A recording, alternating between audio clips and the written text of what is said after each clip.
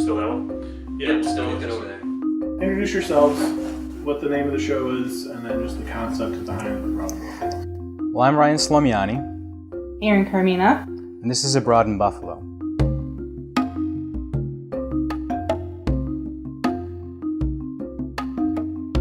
Abroad in Buffalo is about Buffalo. It's about its openness to diversity. It's about connecting people through food and drink. Really, it's about opening up the minds of many people in the city to the cultural diversity that is here, because a lot of people don't know about it yet, so we really want to introduce them to what's going on out there and throughout Western New York.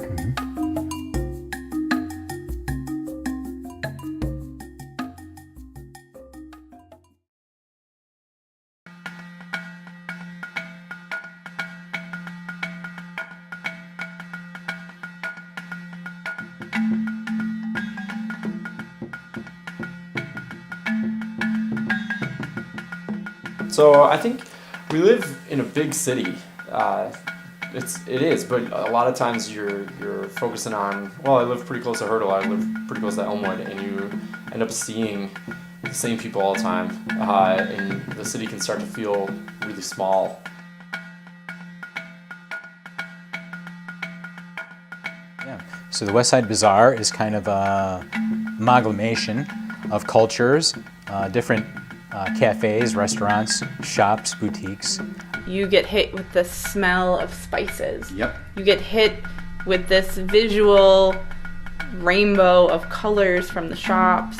You know, every sensory is there. It's the sound of different languages being spoken, and it's just so beautiful in such a small space. And how could, this cultural cooperative be there, and so many people don't know it exists still. And if we can just get 10%, 20% more people to go there and experience this and help these people with their livelihoods, I would be a very happy person.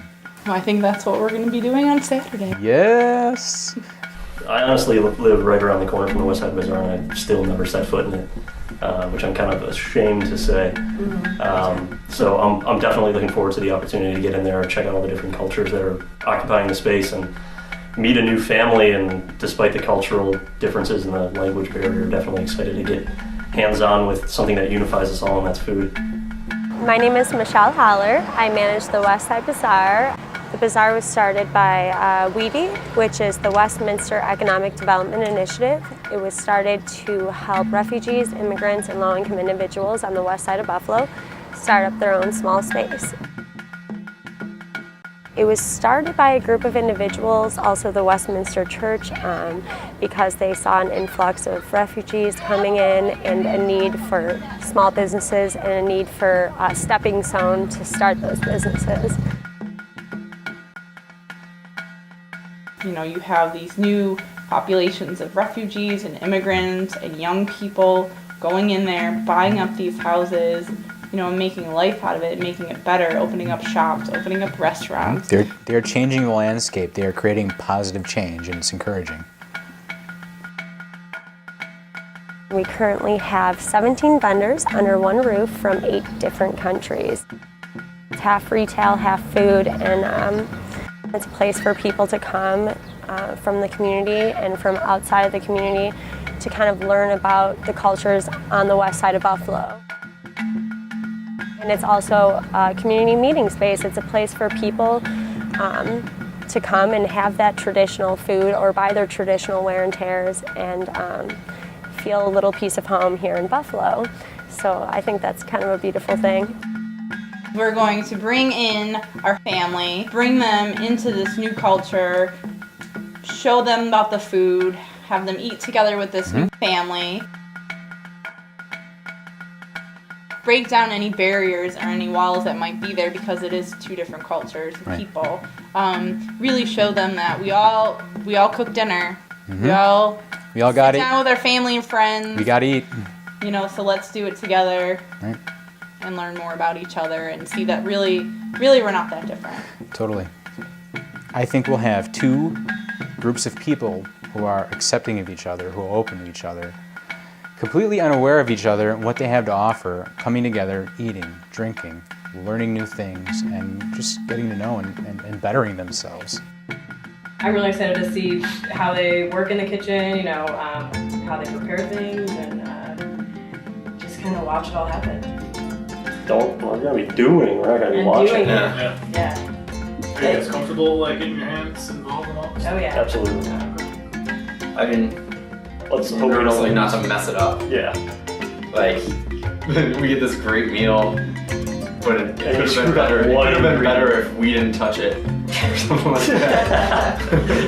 No, it's our little signature on it. So by doing something like this, and not just shopping at the West Side Bazaar, but actually doing some cooking, some eating, sitting down with the family, I think that is when you get that feeling of, wow, there is a lot of diversity in the city.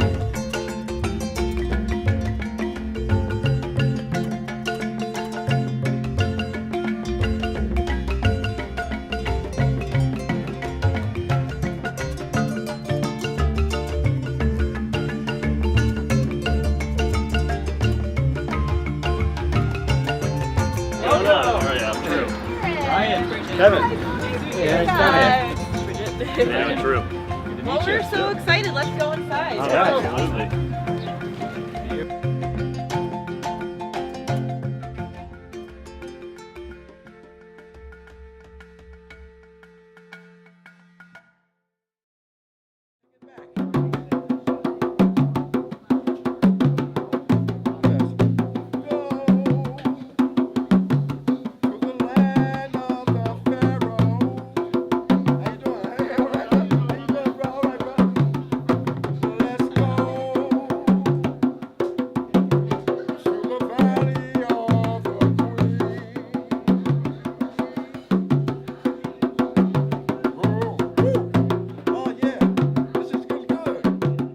We're so happy they're open because seeing the community that they draw in and also watching their family work together. Hayne is the son and he's kind of the manager. You know, he does a lot of the marketing, the pricing, and then we have Thane and Mung Sa who work together to really build this beautiful environment and also are amazing chefs.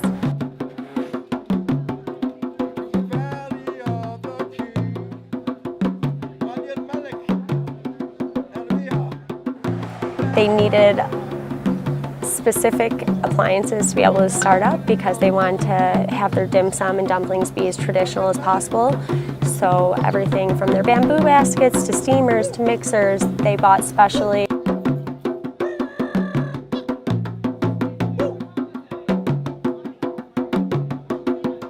Mung Sa was a chef in Malaysia where they were refugees. They're originally from Burma. And he worked in a place for over 10 years called 007 Chinese food.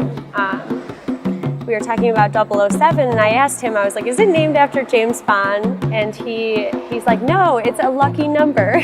So I thought that was funny, but just like watching a family work together to build something, it's really a special dynamic.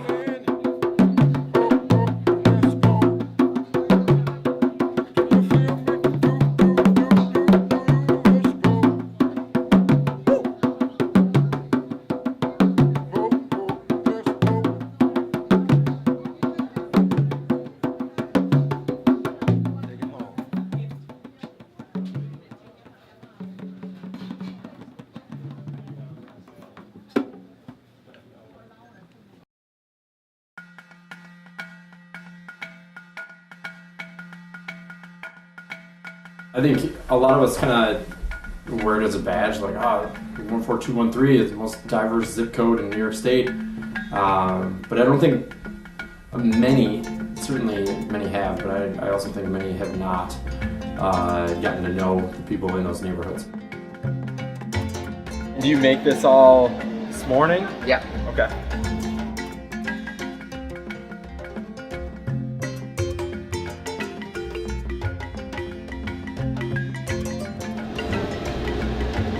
And then we sell these one at a time, or you buy like 3? Or? It comes with the dishes, so this is 2 in. Yeah, this is 2 in one dish, so yeah. Yeah. Okay. Now is that the flour or is that the dough? So this turns into the big. No, big dough balls. Fold it. Like that. Like that. I'm doing a really bad job on this one. It's not tight enough. Ah, okay, like a rose. Try one more? All right, let's try it. Potatoes. Cheese. All right, let's do it again. Let's see if I can get this right. In 2 minutes, the one we bake, the shumai, will be ready. So let's try it.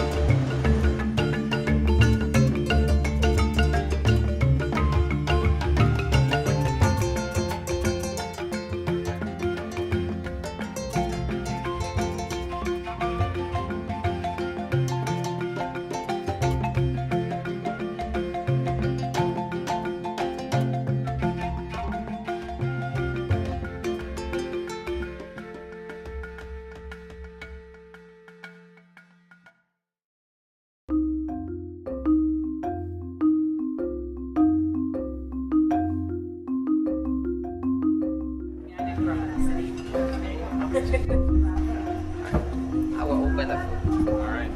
Ready? Looks great. Yum. So this is what they made? This is what they make. Wow. And we Already? roast. Yeah. No. So wait, are these ones Yeah. that Dad made or really they made? They made it. Okay. They look And great. these are the new one. Okay. This is a hagao you cannot eat. You're all pros at this already after opening it. Yeah. It's great. So they have chopped. I'm loving it. How'd you say that? Okay. Yeah. Good call. Just slow down a little bit. I'm overwhelmed with the goodness of all this.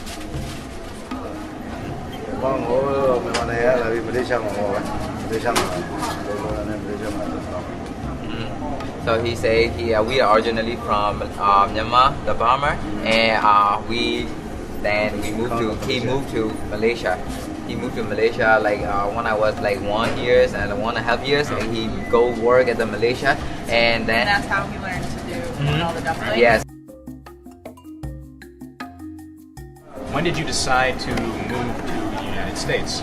Yeah, it is a lot of things. Like that in Malaysia we cannot we cannot have our own business. We cannot live like the normal people. Like we're like kind of refugees, so like police are like every time they're after us. So like if they see us, they kind of take away everything we have. Like so we have the UNHCR in Malaysia, so they helping us to go to the third country. Sure. So we moved to third country and we start our life in United States. Like mostly because of my education and. So why did your parents decide Buffalo? In Buffalo, we have a lot of health, journeys in. We have other refugee helping services, and also we have my mom, brothers. My uncle is already here, so Oh, wow. Oh, great. so we So can family. yeah. Yeah. How do you feel about the Buffalo I was winters? just gonna ask. So no,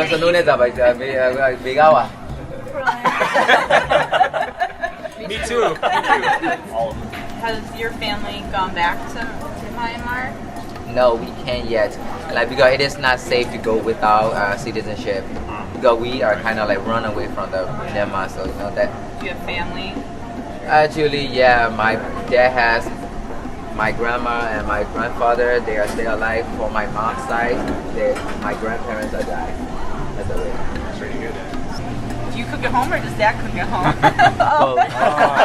I would say both. My mom cook more Burmese way, and my dad can cook some kind of other way, like Indian food. My dad can cook and some Chinese food. So, can you tell me how they did today? First day cooking. How was it? Là tôi đã phải cho lên rồi tôi là lúc rồi là bên này tôi là cha điểm là tôi lúc đấy rồi và đã phải mong phải đi. He said they're really good, but the very first time. I think they did better than I What are some of the challenges your family faces or other members of your community are facing here in Buffalo? To bring down some other things because we have a lot of students in Myanmar, like Korean students. In Buffalo, they have a lot of dropout rates and stuff. So, we are trying to help the students in Buffalo we are thinking that if we could help them, like they can go to college and then they can have their own life. It's a great cause. That's great. Thank you so much. Thank you. We appreciate you guys giving us time.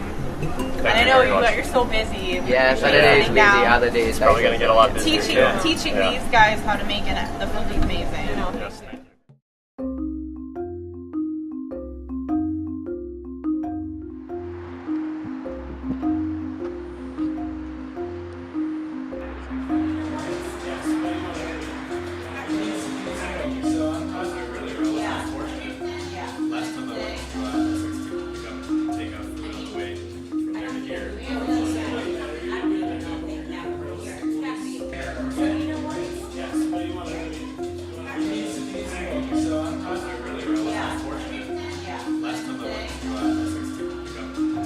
It was so fun visiting our family this weekend at the 007 Cafe. What an experience. I know, it was really great to see our American family working alongside with this Burmese family. Just a great experience learning about Hayne and his family. I mean, it's pretty similar to even my family, where it's just, you know, the parents always want the best for their child, and it was good just linking the two, you know, knowing that we're a lot alike. I mean, even though there was that language barrier with the parents, even when we were making the food, it was still just like the hand gestures and the body language. You could just still you know understand everything. Yeah, I knew when he even just his body movements telling me I was doing it completely wrong, but that's okay. For their first time, they did such an excellent job at it. I was very impressed. Hayne also mentioned that he kind of had taken upon himself, he's 18 or 19 years old, to create this organization of students that not just to provide support to get them all through high school and off to college because of the dropout rate currently being so high, but also to make sure that they weren't forgetting their heritage. He said even this second generation that's here is forgetting their language or their customs and things like that. So to have someone of that generation take it upon themselves to bring all that back and get the young community involved was pretty impressive. We were really impressed with Hayne. Yeah.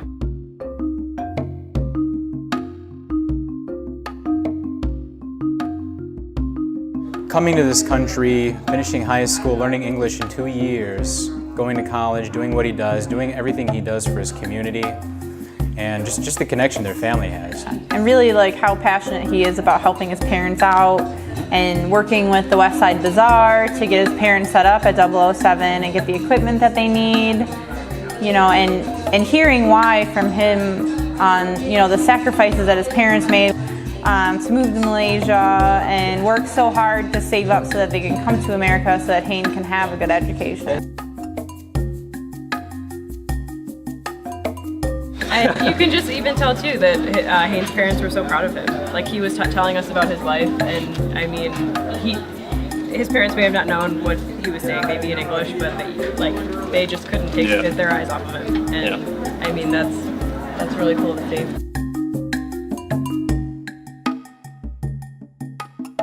He's such an impressive kid. It really was such an amazing experience to get to know them. Agreed.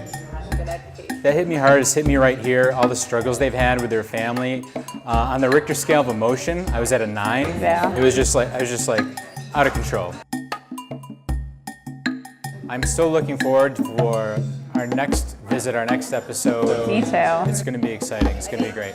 And I think we think that we know so much about the cultures in Buffalo, but as we're getting to learn more, there's so many different groups of people. You know, we don't know what their food is like. We don't know how to make their food, and I want to eat it all. It's going to be a great experience. I'm really excited to continue our exploration of Buffalo, Western New York. What we saw in this experience tied two different cultures together. Right. You know, and you think the two cultures are so different, but in reality, there's a lot of common ground.